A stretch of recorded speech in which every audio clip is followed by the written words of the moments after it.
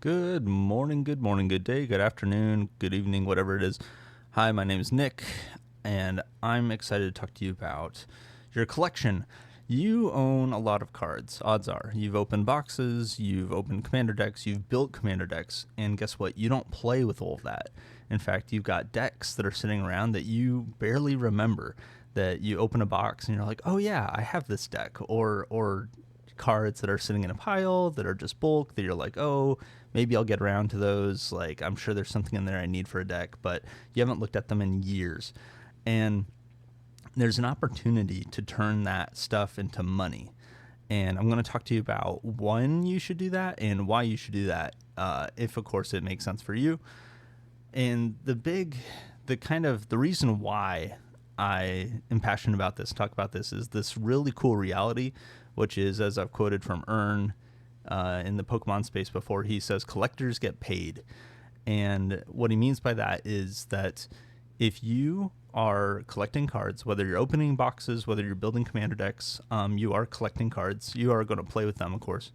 That distinction between players and collectors in Magic is like a little weird because a lot of players do collect, right? We collect and hold on to a lot of cards, not just the cards we play with.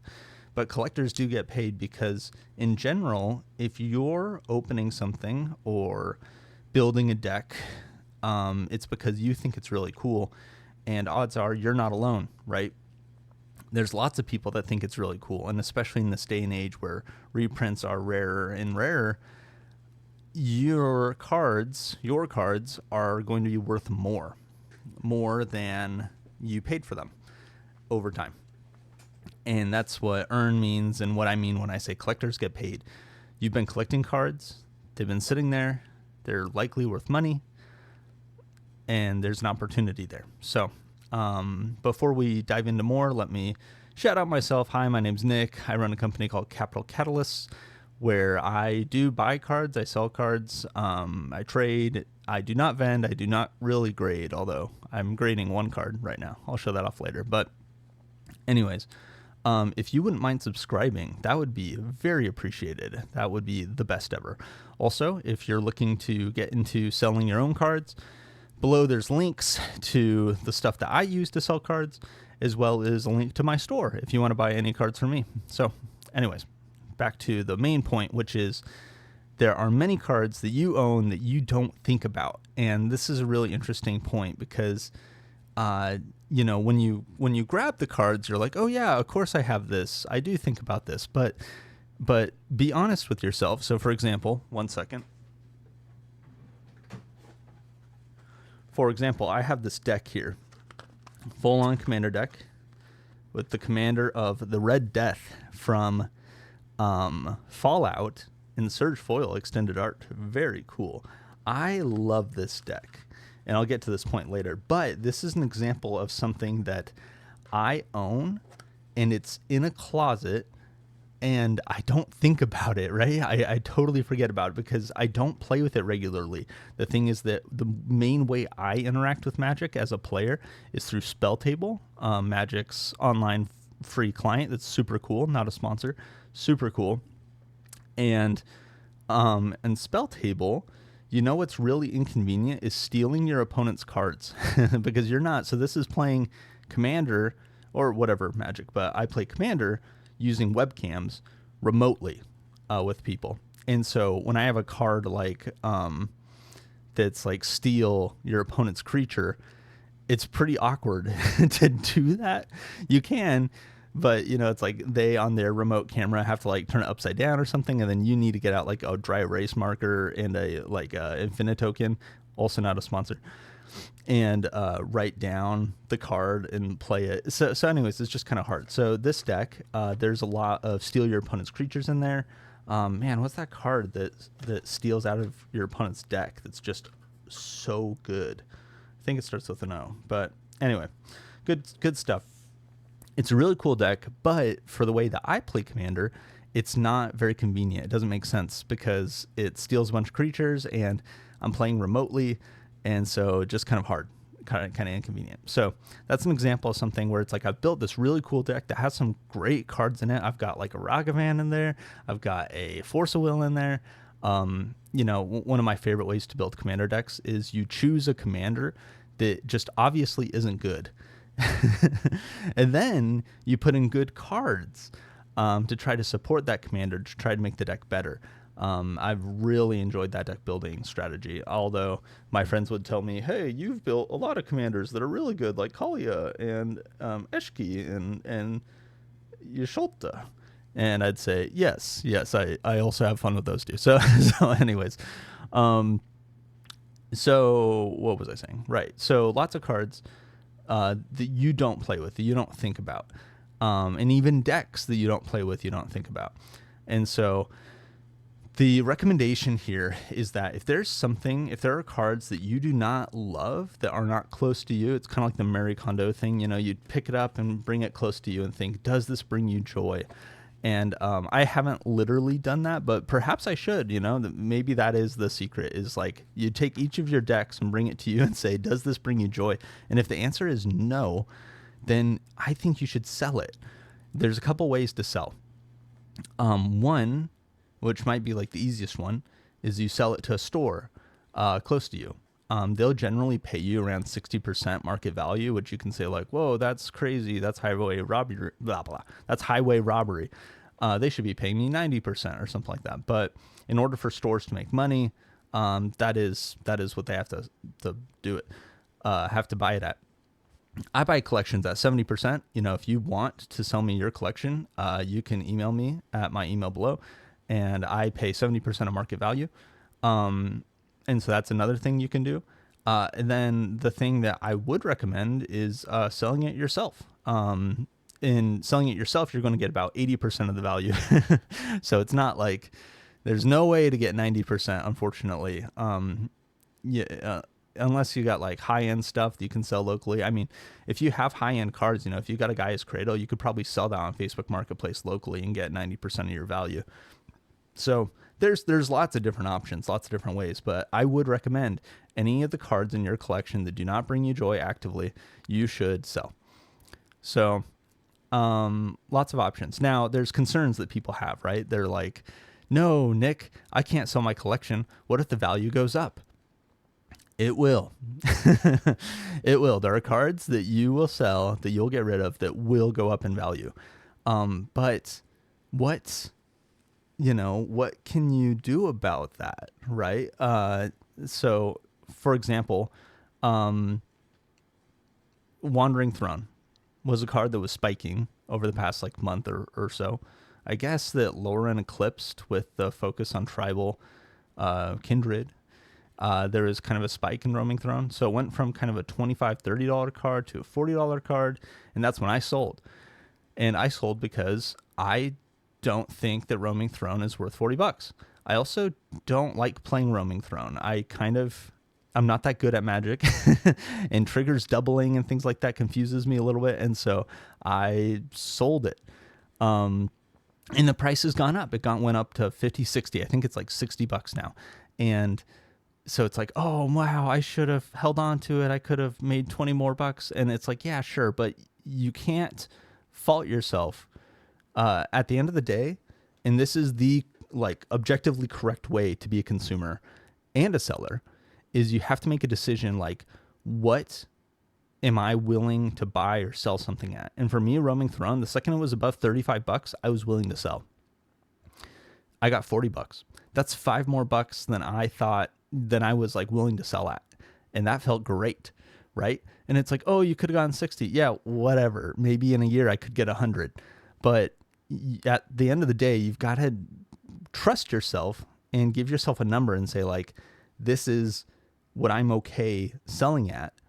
And it's a win. If I sell at this price, it's a win.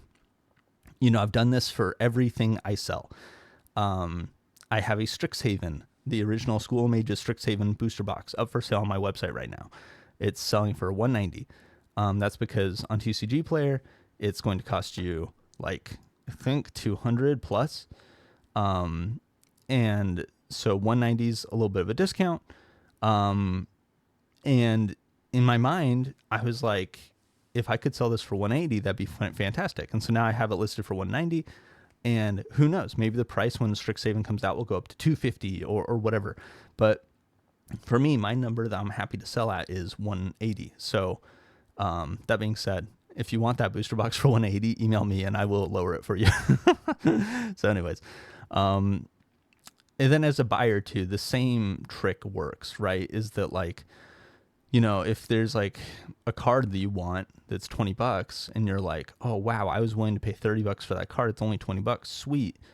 You can just buy it and feel good about buying it. And then if you find out like, oh, I could have gone online for $15, it's like, whoop-de-doo, you got a good deal on a good card. I mean, I remember when Bloomborough came out, right when it came out, the Maha, it's Feathers Night, I was willing to pay like $30. I just wanted a copy of that card. And I went to my local game store and they said, hey, we don't sell singles right after release because the prices are so volatile. And on TCG Player, the card was selling for like $15. And I remember thinking like, oh my gosh. And I get it. I understand why the store does this, but it's like, I'm willing to pay $30 for this card, even though it's just $15. Even if you have volatile prices, even if the card was pre-ordering for $25 and you sell it to me for $25, I will be happy, even though that's above market, because I just want the card right here, right now. And but I understand why they don't do that. The reason why they don't do that is because us as Magic nerds are super whiny. And so we get upset. We're like, no, you sold this to me for $20 and online it was 15. How dare you? And so the stores just want to avoid all that drama. So I get it. But it's frustrating to me as a well-educated and emotionally usually stable consumer that I want to be able to say, hey, I'm willing to pay up to $30 for this. Do you have a copy of this somewhere up to $30? And if they say yes, it's like deal. Right. So cards will go up, card prices will change, but you need to, for this to be successful, for you to successfully sell your collection and sell cards you have, you need to be able to say, I would be happy to get rid of this for this money. And if you can, do it.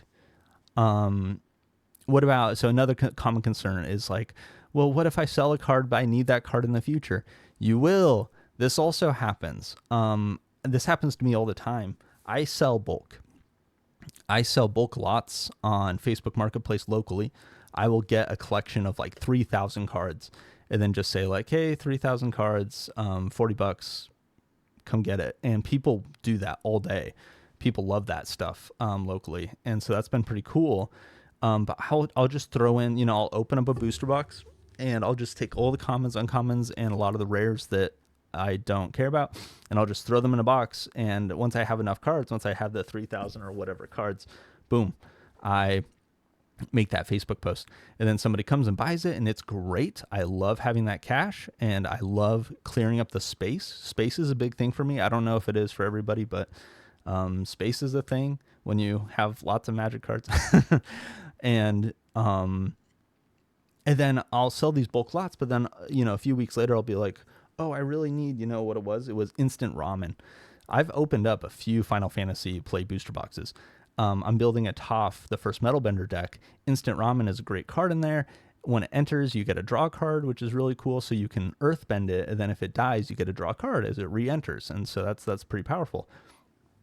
Excuse me. So, I couldn't find one. I could not find an instant ramen. And so it's like, oh my gosh, I'm going to have to go to TCG Player and spend like $1.50 to get a copy of this bulk common because I sold all my bulk from Final Fantasy. That does happen. And you have to be okay with that. You have to be okay with, it's like I sold all that bulk for, whatever portion of the $50, $40 I sold that bulk lot for. And then later I'm going to have to spend a couple dollars to get some of those cards back that I got rid of. To me, it's totally worth it, especially because of the space thing. I mean, you can imagine like, yes, you could keep every single card you open forever and have just piles upon piles of cards. Are you really going to look through it for that bulk? Like, I love the convenience that I can pay somebody to send me the exact card so I don't have to look for it. It's pretty cool. And of course, I still make money overall. So I get to sell the bulk, I get money, I get space, and I get my time that I don't have to look through that bulk. And yes, I do still have to buy some of those cards in the future, but it's okay. It's not that big of a deal. And actually, for the instant ramen. I didn't actually end up having to buy that one. I did find one eventually somehow. Yeah, I guess I've got more bulk I'm trying to get rid of. Anyways, if you live in Virginia and you need bulk, I might be your guy. All right, what was I saying? Right, so yeah, you're going to have to buy cards that you sold. Now, we want to be careful though, because there's times when you should not sell. And let's talk about that real quick. Hello, my kitty. There's times when you should not sell. If you love something, even though you don't necessarily use it or appreciate it, or like, and by appreciate it, I mean like look at it, right? You know, if it's just sitting in a closet somewhere, but you love it, you love that you own it, then you should keep it. I own a 5th Dan starter deck. Back in the day, there's just these small deck boxes that came with 60 cards. And that was one of the very first Magic products I ever got in my whole life. And so I decided to buy one sealed on one of TCG Player's special sales. I bought one sealed, and I've got it in my cabinets behind me, and it's cool. I love it. Now, am I ever going to open it, play with it? Do I look at it very often? No, but it is cool. And so I'm going to keep it. In my opinion, the cash, the space, the savings, it's really worth it to sell. But of course, you need to think about your situation. You need to think about, because of course there are cards too that you might need again. Like I sold my Wandering Throne. Part of that was because I believed that I'm not going to build a deck that has Wandering Throne in it ever. Now, if you are thinking like, oh, I have a Wandering Throne, and I don't want it in this deck, but I might want it in a different deck later, then you probably shouldn't sell. Is what it is. So those are my thoughts. Thanks for watching. Once again, if you haven't subscribed yet, please subscribe. We're trying to get to 500 subscribers. We're very close to 250, which is a big deal. My first goal was 150. We're very close to 250. My cat is doing its best to ruin my desk. Good times, y'all. Thanks for watching. We'll see you later.